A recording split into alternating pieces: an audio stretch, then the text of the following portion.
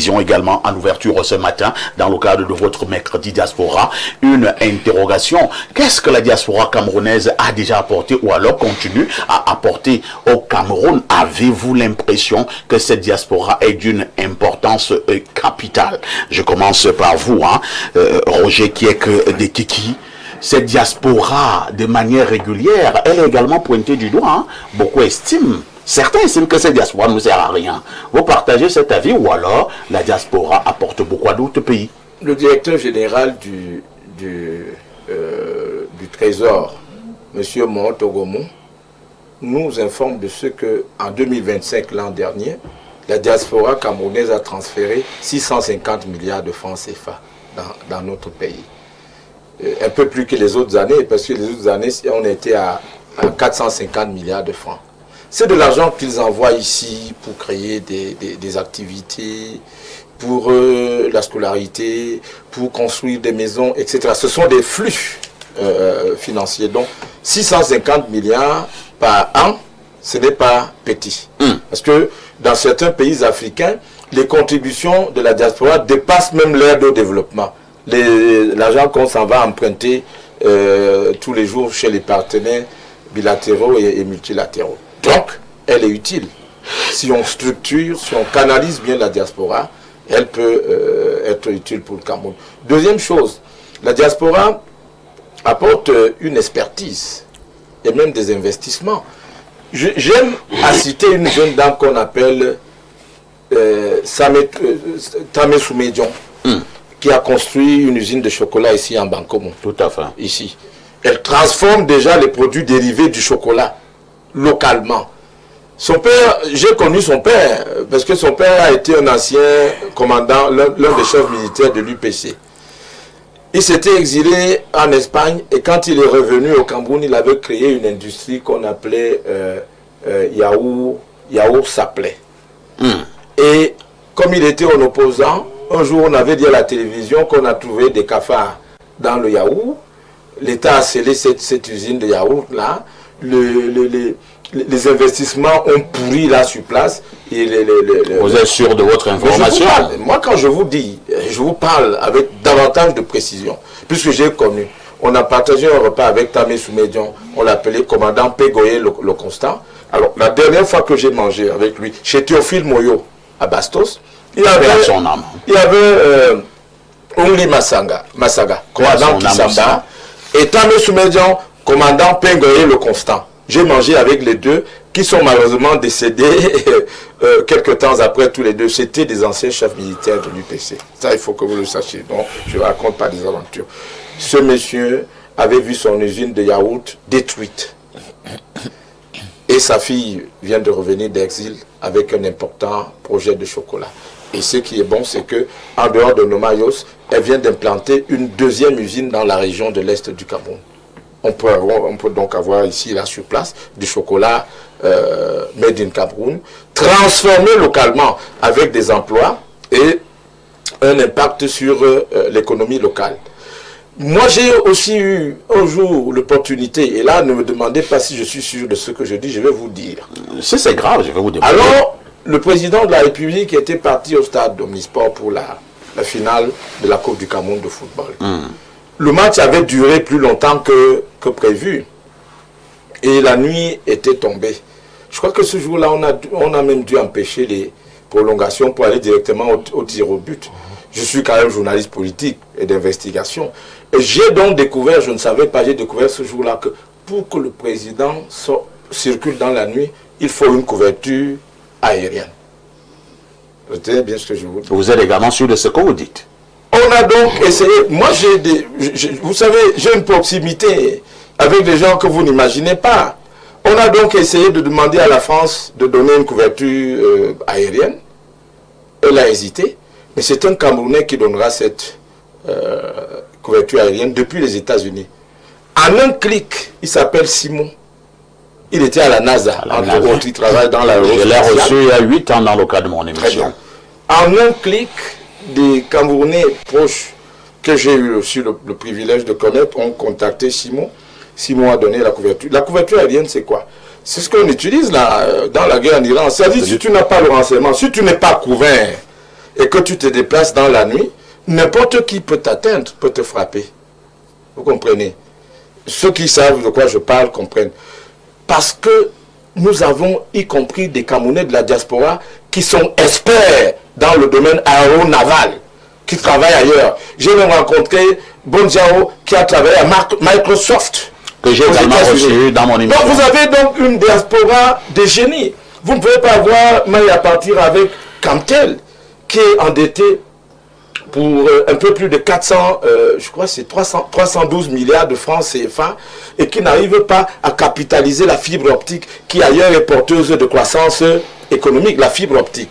Vous avez donc ces Camerounais, mais appelez-les. Vous les associez à vos programmes, vos projets de Est-ce qu'on doit absolument les appeler, Roger? Est-ce que ces Camerounais ne peuvent pas également venir faire des propositions? Vous savez combien de propositions ces Camerounais font ici? Vous savez comment le pays est difficile. Vous venez avec un projet, quelqu'un vous demande sa part là-dedans. Et des fois, moi, j'ai eu la chance d'être proche de quelqu'un qu'on a appelé Don Tridon. C'est un Camerounais originaire de l'Est. Don Tridon. Son père s'appelait Tridondon. Il est venu avec un projet visant à mettre une usine de sucre, une usine sucrière dans la région de l'Est, à proximité de l'Ompanga. Parce que les eaux de retenue de l'Ompanga allaient irriguer ces grandes plantations pour créer une industrie de sucre. Créer en main, même les fonds de contrepartie allaient être garantis par des partenaires extérieurs. On a torpillé Don ici dans ce pays. Et l'affaire est tombée dans l'eau. Vous voulez que je vous parle du programme économique de reconversion de la banane plantain? C'est un parent franco-camerounais qu'on appelle Tegia, un métis. On va passer la parole à René aliéné. Le ministre d'État de Bouba Margari, quand il était au ministre des Industries, connaît bien le projet économique de reconversion de la banane plantain qu'il a essayé de porter. Mais tout cela a été torpillé. En réalité, moi je ne peux pas accuser la diaspora camerounaise. Est-ce que nous sommes, nous, Camerounais, dirigeants camerounais prêts à donner la place qu'il faut à notre diaspora? Là est la grande question. Merci Roger. Roger, quand il prend la parole, avec toutes ces sommités qu'il a connues, ça devient un peu compliqué. Et les dons, tridons et tout ça. mais quand Don Tridon arrive au Premier ministère, le Premier ministre est en train de l'attendre, et les gendarmes au protocole lui disent que le Premier ministre attend un Chinois. Il ne savait pas qu'un Camerounais noir peut s'appeler Don Tridon. Il s'appelle comme cela. Ça, c'est du Alors, René, nous parlons là de cette diaspora parce que certains estiment, lorsque nous voulons la titiller en disant qu'elle-même ne fait pas suffisamment pour le pays. Vous savez que le président Paul Biya, lui-même s'inspirant d'un ancien président américain, il disait déjà que ne vous posez pas toujours la question de savoir ce que le Cameroun a fait pour vous, mais posez-vous la question de savoir ce que vous avez fait pour le Cameroun. Est-ce que cette diaspora-là fait beaucoup pour notre pays? Bien, la diaspora, moi je la prends sous deux prismes. Il y a d'abord cette diaspora qui garde la nationalité camerounaise et une autre qui a acquis une autre nationalité. Alors, celle qui a acquis une autre nationalité, c'est celle-là qui me fait peur. Parce qu'en réalité, nous sommes là dans le domaine de la fuite des cerveaux. Nous savons que le Cameroun regorge d'énormes intelligences dans ses ressources humaines. Alors, celle de la diaspora qui va, je prends le cas peut-être de la France, où le nombre de médecins camerounais au niveau de la région parisienne est supérieur à ceux qui travaillent au Cameroun. C'est la même chose au Canada, c'est la même chose en Allemagne, pour ne prendre que ces pays. C'est une très grande perte en termes de ressources humaines, dont bénéficient les pays d'accueil. Le Cameroun aurait pu faire l'économie de cette situation en gardant cela au Cameroun pour la santé des Camerounais. De mon point de vue, les Camerounais qui ont perdu la nationalité camerounaise, qui vivent dans la diaspora, sont ceux-là qui menacent notre stabilité sociale, économique et politique. Maintenant, ceux qui sont à l'étranger et qui continuent à garder la nationalité camerounaise, ce sont ceux-là que je voudrais ici vanter. Parce que, remarquez que le Cameroun, monsieur de Kiki a dit tout à l'heure que nous avons reçu, en termes de capitaux étrangers, 650 milliards pour l'année dernière. 1 milliard d'euros. 1 milliard d'euros. Ça correspond à 1 milliard d'euros. Oui. Ça veut dire que nous gagnons en capitaux étrangers de 1 million d'euros. Ce qui est très très important dans notre système économique. Alors, Je voudrais aussi faire remarquer qu'au Sénégal, le Sénégal gagne 20 milliards d'USD, United States Dollars, par an, la diaspora. Au Nigeria, c'est 10% de son PIB. Alors, de ce point de vue-là, je pense que la diaspora, celle qui garde la nationalité, doit continuer à recevoir du système gouvernant actuel toutes les priorités, toutes les attentions possibles afin que nous continuions à recevoir non seulement des capitaux, mais également le savoir-faire, comme l'a dit de Kiki tout à l'heure. Et pour moi, comme je l'ai dit tout à l'heure, ceux qui ont perdu la nationalité sont ceux-là qui constituent un danger pour notre pays. Ceux qui ont perdu la nationalité sont là, ce qui constitue un danger pour notre pays. Oui. Entre-temps, ils ne le font pas toujours parce qu'ils sont contents, hein. C'est parce qu'ils aimeraient avoir un certain nombre d'avantages, ils aimeraient avoir des moyens pour pouvoir mieux s'adapter en terre étrangère. Bon, je crois que cela pose le problème de la situation socio-économique des Camerounais. Est-ce que vous ne devez peut-être pas dire que ce qui serait important, c'est que nous lévions ce verrou de la double nationalité? Comme ça se passe ailleurs. Vous savez, l'article 31 de la loi 1968, qui est le code de la nationalité, dispose que tout Camerounais qui prend une nationalité étrangère, autre que celle du Cameroun, perd en même temps celle camerounaise. Est-ce que vous savez que nous sommes en train de vouloir modifier des lois à l'Assemblée? Ce serait une bonne chose si Mais jamais... celle de 68, elle est statique ad vitam aeternam. Jusque-là, parce que je crois que c'est même l'une des recommandations du grand dialogue tenu en 2019. L'une des grandes recommandations était de déverrouiller l'article 31 de la loi 1968, qui jusqu'aujourd'hui demeure non déverrouillé. Merci. Hein? Aloïse Eyeya Amot, qui dérange? C'est la diaspora ou alors c'est l'ordre gouvernant? Je pense que le Cameroun gagnerait beaucoup s'il y a une meilleure relation entre la diaspora camerounaise et la classe dirigeante camerounaise. Parce que là, comme l'a si bien dit tous les intervenants qui ont parlé avant moi, la diaspora camerounaise regorge vraiment de l'intelligence, des personnes ressources, des experts qui peuvent vraiment accélérer le développement de notre pays. Nous avons un système éducatif qui tarde encore à produire vraiment des Camerounais autosuffisants, des Camerounais qui peuvent répondre aux aspirations, aux besoins économiques, aux besoins infrastructurels de notre pays. Et de l'autre part, nous avons une diaspora vraiment qui regorge d'une intelligence de par leur formation. Il y a ceux qui se sont formés ici et qui se sont exportés. Il y a ceux qui se sont formés là-bas et qui aujourd'hui occupent des grands postes dans des hautes sphères vraiment de l'éducation, de l'intelligence de par le monde. Et s'il y a une bonne relation entre la diaspora camerounaise et la classe dirigeante camerounaise, je pense que c'est le Cameroun qui va gagner. On a proposé, au sein de notre parti lors de la campagne présidentielle, un sorte de programme de retour des Camerounais de la diaspora au Cameroun. Un programme qui va leur donner la possibilité d'enseigner dans nos universités dans une période de temps, peut-être des matières très spécifiques, une période de temps, ils vont venir et planter certaines connaissances, au moins des bases à nos apprenants, de telle sorte que, après quelques années, il y a une transformation de notre système éducatif. Des pays comme le Singapour se sont développés ainsi. Ils n'avaient pas des universités proprement dit là-bas, mais ils se sont inspirés des universités de la Grande-Bretagne, ils ont créé des coopérations à partir de leur diaspora et finalement, le Singapour a des universités vraiment qui accueillent vraiment beaucoup de Camerounais, beaucoup d'autres nationalités au sein de leur pays. Nous avons beaucoup à dire. Et par exemple, on parlait de financement, on parle de 650 milliards à l'année 2025. On peut faire beaucoup plus. Le Cameroun s'endette auprès des grandes multinationales, auprès des grands pays, auprès de l'Union européenne et autres. Mais si on se tourne vers notre diaspora, on donne notre diaspora, on fait confiance à notre diaspora, on ouvre un fonds d'investissement. Là où la diaspora pourra investir leur argent. Est-ce que cette diaspora-là est également ouverte?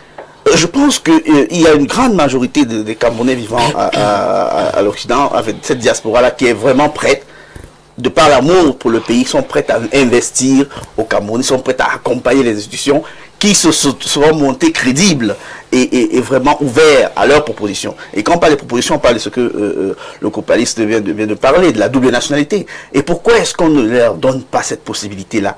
Ceux-là qui, de par la loi, ont perdu la nationalité camerounaise? Pourquoi est-ce qu'on ne donne pas la possibilité à cette autre diaspora-là de redevenir camerounais? Je pense qu'ils peuvent encore contribuer s'ils sont mis en confiance, si les outils sont mis en place pour qu'ils puissent pour favoriser leur réinsertion. Merci. Lucien Bidima, je pense qu'il y a un doigt accusateur sur le régime. On a la nette impression que ce régime ne veut pas véritablement ouvrir les portes comme cela se devrait à cette diaspora. Cette diaspora pourtant qui est nantie de compétences, d'expertise avérée et même de moyens financiers. Pourquoi vous le faites? Vous le faites simplement pour le mal, pour parler comme les autres? Alors, mais c'est lui, celle qui a mis sur pied l'usine de chocolat. On l'a chassé? Non. Allez à Douala, 60% de tout ce qui concerne aujourd'hui investissement dans l'immobilier vient de la diaspora. Nous avons cassé ces maisons? Non. Alors, regardons, 652 milliards de francs transférés, soit 3% du PIB de notre pays. Nous avons retourné cet argent? Non, il faut avoir une logique claire. La diaspora aujourd'hui, il y a deux types de diaspora. Ça, il faut d'abord nous dire. Il y a les Camerounaises et les Camerounais qui sont partis étudier, qui ont eu de l'expérience et de l'expertise, qui aujourd'hui servent peut-être les pays étrangers et qui ne perdent pas de vue leur propre pays, le Cameroun, le bien-être du Cameroun. Ceux-là, ils peuvent certes participer même au niveau des actions politiques, mais pour faire des propositions concrètes, pour améliorer notre situation au quotidien, pour participer à notre développement. J'ai dit cette diaspora-là est encouragée. Et je crois qu'il faut normalement un dialogue direct avec ceux-là qui peuvent accepter, s'ils peuvent envoyer aujourd'hui 650 milliards, ils peuvent même faire plus et mieux. Donc il faut même un ministère de la diaspora qui soit capable de redéfinir le canevas de cette diaspora que j'appelle diaspora positive. Mais maintenant, il y a d'autres diaspora que j'appelle diaspora négative. Et le plus souvent, c'est celles-là qui parfois n'ont pas de papiers, qui sont partis par leurs propres problèmes et qui, tous les jours, du matin au soir, sont derrière leur clavier de téléphone pour insulter les Camerounais, pour distiller de la violence, pour distiller du mensonge vis-à-vis du gouvernement. Et ils sont même devenus, comment vous pouvez imaginer, je ne veux pas citer leur nom, quelqu'un est à Paris, vous dit ce qui s'est passé à Étudie. Comment le président Paul Biya est passé d'un studio à l'autre studio, d'un appartement à l'autre appartement. Ils sont là pour distiller cette haine. Et ceux-là, et ceux qui, encore pire, ceux qui tapent dans l'ombre, continuent à fournir de la haine au nord-ouest, au sud-ouest, en finançant la guerre, non seulement à l'extrême nord, à partir de Boko Haram, mais également à ce qui se passe au niveau de l'extrême nord. Cette diaspora-là, alors là, moi, je ne peux pas féliciter. Donc, je crois qu'il faut faire la différence, il ne faut pas faire l'amalgame. Le fait peut-être de participer au discours ou au dialogue politique, et comment cela peut être viable ou visible de savoir qu'un président d'un État élu, comme le président Paul Biya, se rend dans un pays étranger et que les gens se mettent peut-être à manifester une telle violence.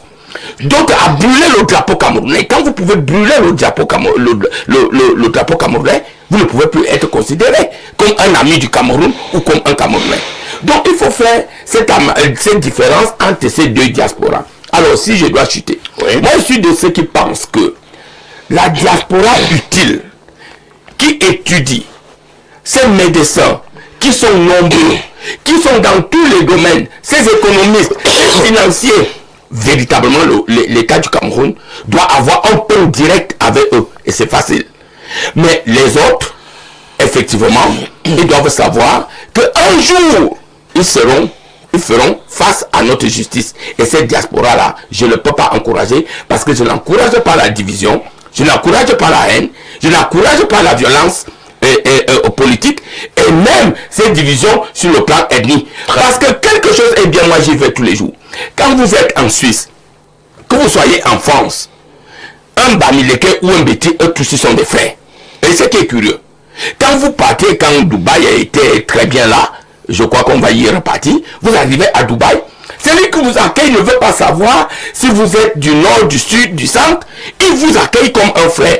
Cette fraternité-là doit être le socle même qui doit continuer à guider non seulement la diaspora au niveau de l'extérieur, et à savoir que nous qui avons choisi de rester ici, nous ne sommes pas des parias. Si nous avons choisi, c'est parce que nous aimons aussi notre pays comme eux, ils estiment aimer ce pays. Mais certains n'aiment pas forcément ce pays mieux que nous, parce que nous travaillons tous les jours. Regardez-vous, si aujourd'hui, je vous le souhaite, hein, avant de partir d'ici, faites seulement une sollicitation que, perfecto, je cherche un emploi aux États-Unis ou au Canada. Les offres qui vont arriver instantanément, on va même vous proposer ce que vous ne pouvez pas vous imaginer.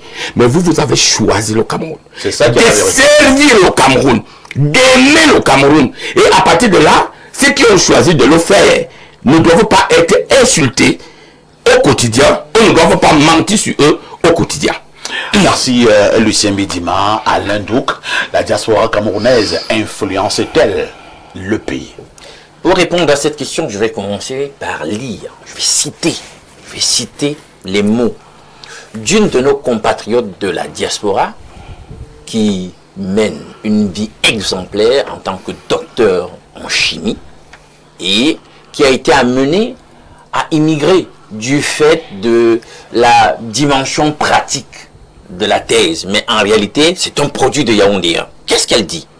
Elle dit, j'ai tenté de m'installer au pays après l'obtention de mon doctorat, mais en vain. Je peux dire que ça n'a pas été facile. J'ai frappé partout. J'ai postulé dans les 5 ou 6 universités qu'il y avait au Cameroun. Il n'y a rien eu. J'ai eu le courage d'aller voir un enseignant au ministère qui m'a renvoyé comme une inconnue. La douleur est encore présente. Pourtant, j'étais une des meilleures dans le département. N'ayant pas de long bras, je n'ai rien obtenu.